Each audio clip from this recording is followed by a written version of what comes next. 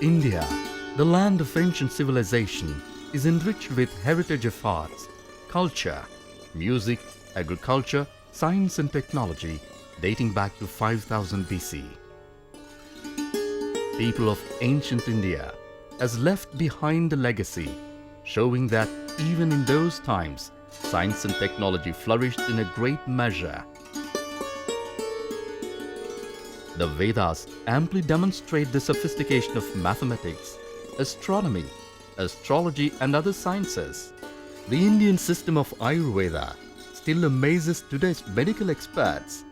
Sushruta and Charak still held in reverence for the breadth and depth of their knowledge of human anatomy, surgery and use of herbs.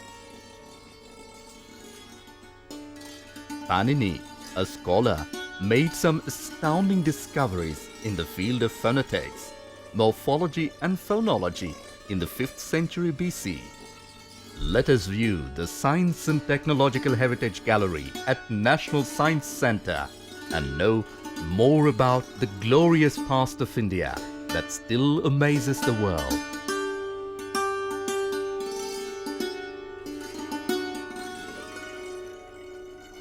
Aryabhatta, Bhaskara, Bodhayana, Halayuddha, Brahmagupta, Charaka, Sushruta and Varahmihir are some of the ancient Indian sages still held in respect and veneration not only in India but throughout the world. Their contribution to diverse aspects of science and technology, especially mathematics, astronomy and medicine, astounds and impresses because they did it thousands of years ago, and even today scientists are rediscovering what these scientists of yore have defined in great detail. The Puranas give detailed information on time and its measurement in the Vishnu Puran. The Vedas had a different but still more deeply defined system of measuring time. The rich tradition of mathematics and astronomy continued and can be seen in the observatories and their remnants. The Yantar Mantar, Twin Ram Yantra Delhi and Jantar Mantar in Delhi, Jaipur, Varanasi, Ujjain and Mathura are examples of the continuation of ancient Indian sciences. Magnificent and timeless in its splendor, the Sun Temple at Konark is the acme of Odeon architectural art, fusing astronomy with religion. King Narasimhadeva built the temple in the 13th century in the shape of a giant chariot with 24 wheels drawn by 7 horses, carrying the sun god Surya. The Surya Siddhanta gives details of the Earth's diameter and circumference, eclipses, sequence of days of the week, starting with the day of the Lord Surya.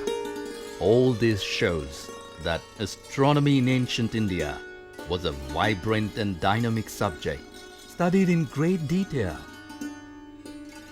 Continuing the tradition of Bhaskara, Brahmagupta, Madhava and Nilakanta, Aryabhatta, a noted astronomer of India, around 500 AD, propounded a mathematical system stating that the Earth spun on its axis.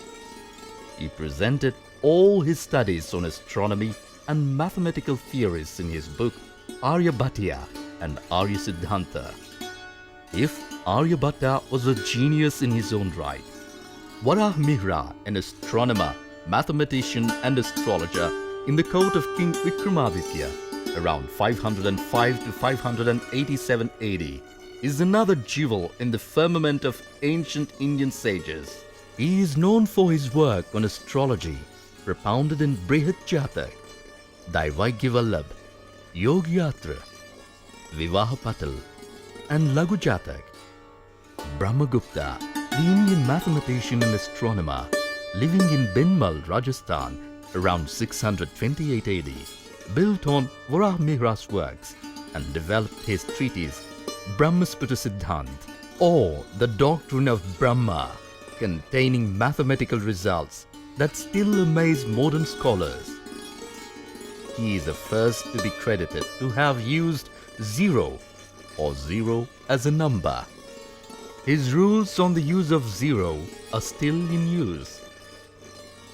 No talk of Indian astronomy would be complete without mention of Nalanda University. It was also a center of astronomical studies.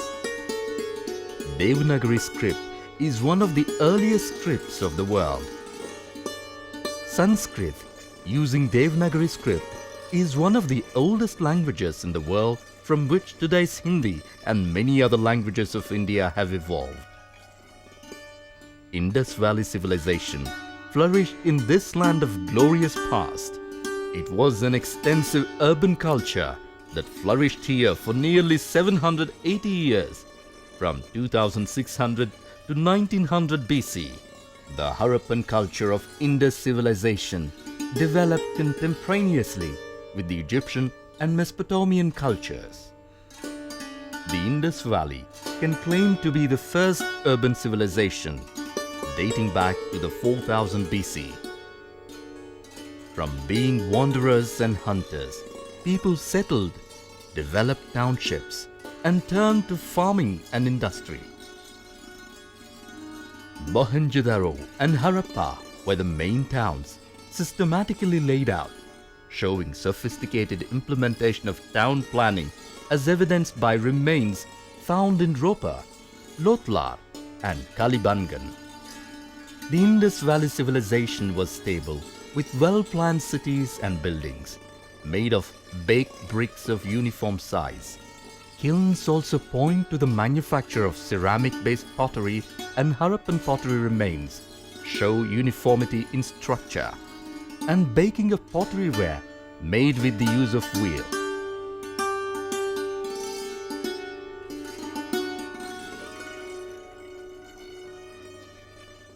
The excavation of the Great Granary clearly points to the fact that the Indus Valley civilization set great store on agriculture and storage of agricultural produce. Adept at terracotta, ceramics and metallurgy, the people of Indus Valley pioneered bead making and use of precious metals for jewelry. The Indus Valley civilization had people adept in metallurgy, working on silver, copper and gold as far back as 3000 years BC. The use of iron started around 1800 BC. The ancients were adept at making knives, daggers, arrowheads, bowls, spoons, axes, chisels, tongues, door fittings and agricultural implements and special structures. The plough was also invented for cultivation. Noted astronomers and mathematicians of ancient India refined measurements to a high level, and a few of them did undertake complex calculations to measure the earth. Aryabhatta calculated the approximate circumference and diameter of the earth around 500 BC. Since different units of weights and measurements were in use in different parts of the country, there was some confusion and no serious efforts were made at standardization to save from some state control during the Maurya period. Chandragupta Maurya was one of the very few Indian rulers to implement some measure of state control over measures and weights. While learning and arts flourished in the Mauryan era, astronomy too made considerable progress. The clepsydra or Gati Yantra was commonly used for astronomy in ancient India. Brahmagupta in 628 BC in his treatise Brahmasputa Siddhant defined zero and infinity. More than 1,000 years ahead of the Europeans, the Indians knew that zero and infinity are mutually inverse notions according to Georges Ifra.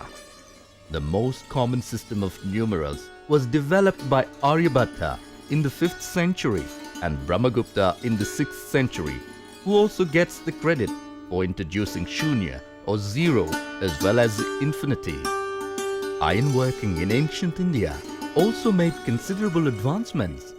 One example being the iron pillar in Delhi. It is a 7-meter high pillar weighing more than 6 tons, fashioned during the time of Chandragupta Vikramaditya between 375 to 413 AD, according to some, while others date it back to 912 BC. Ancient Indians knew how to combine the wonders of metallurgy with the magic of chemistry. Chemistry, as we know, it was not practiced as a separate discipline, but formed part of alchemy, searching for magical solutions through chemistry. Rasayan Shastra or chemistry was also part of medicine as evidenced in the Charak Sanhita. Distillation of alcohol in ancient India is evidenced by the findings of pots and pans used for distillation dating back to 350 BC. Charak Sanhita, Sushruta Sanhita and other compilations treat extensively with preparation of various medicines in the rasashalas or labs.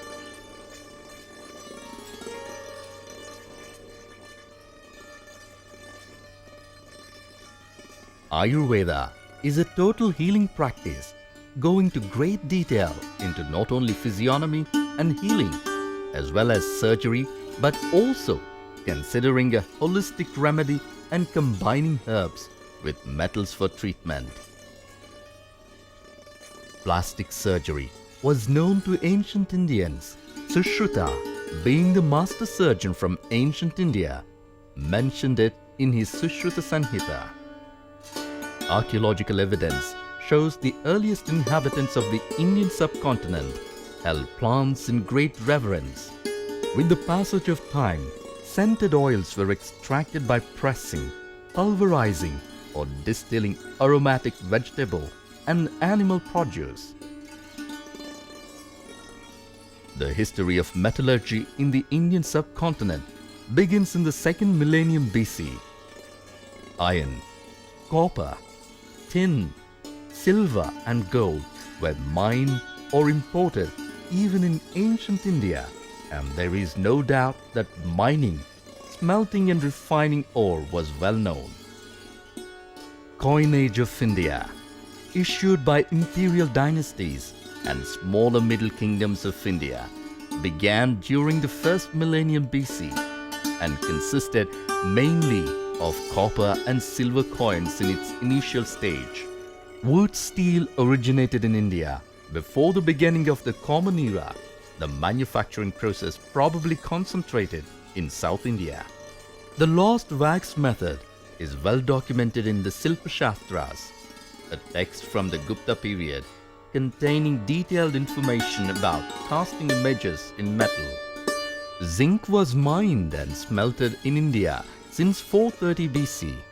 Kautilya's Arthashastra and the writings of Manu, Patanjali and Yagnavakya refer to bronze, of which zinc is a part. Metalcraft was also highly developed in ancient India. The ancient Indians also proved their engineering skills by inventing various techniques and devices.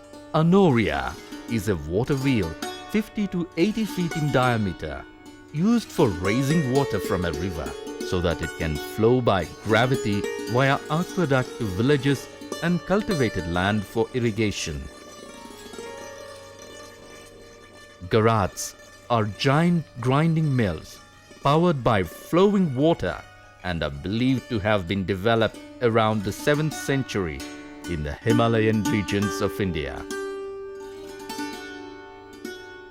Cotton has been spun, woven and dyed since prehistoric times.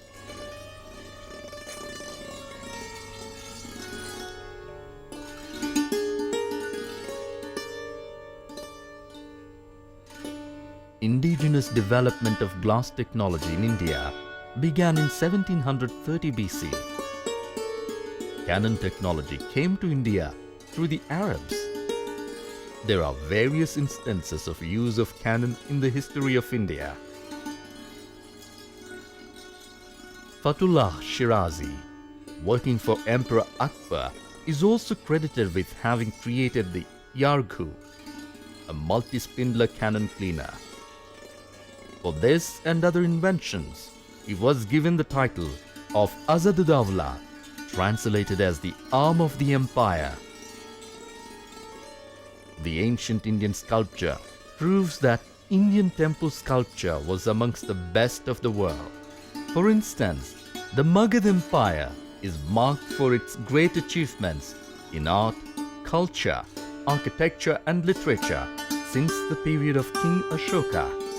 Ancient Indian rock-cut architecture is mostly religious in nature, and there are more than 1500 such monuments in India.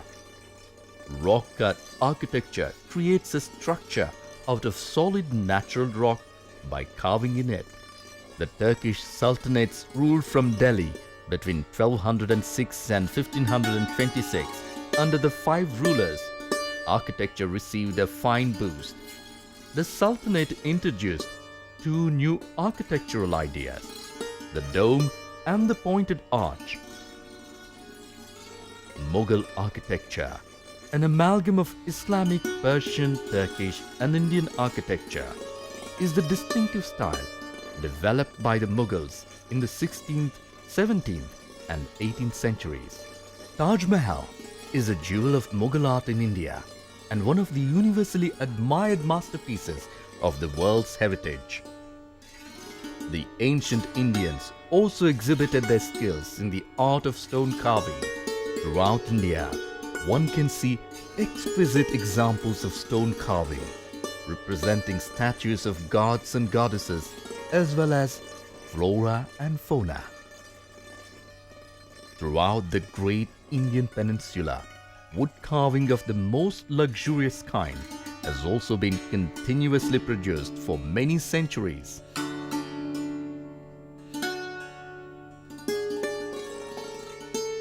Different types of musical instruments were invented in India at different periods of time.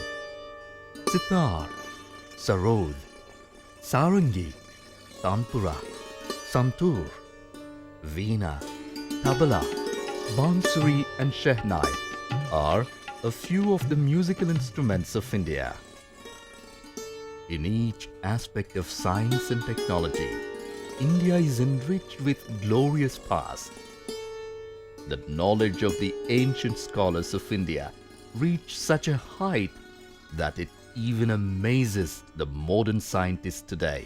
It's the time to get inspired by the heritage and devote ourselves in the flourishment of science and technology of our country. India is advancing towards the zenith of prosperity, reviving the glorious past.